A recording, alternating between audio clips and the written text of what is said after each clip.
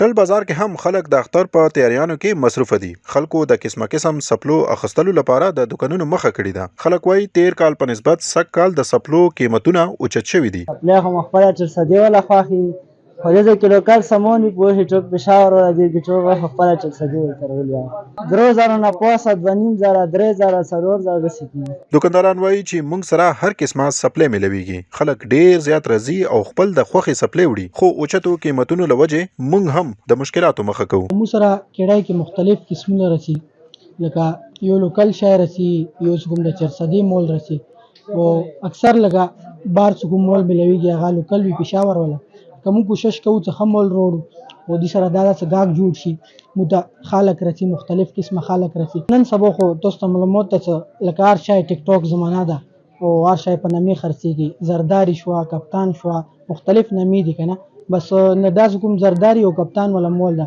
دا تقریبا 4000 5000 6000 7000 داسې پرې خرڅيږي. خلک وایي چې قیمتونه که هر څومره اوچت دي اختر لپاره نوې سپلې وړل لازمي دي. مصطفی بنگش، سونه پښتونخوا، ټل.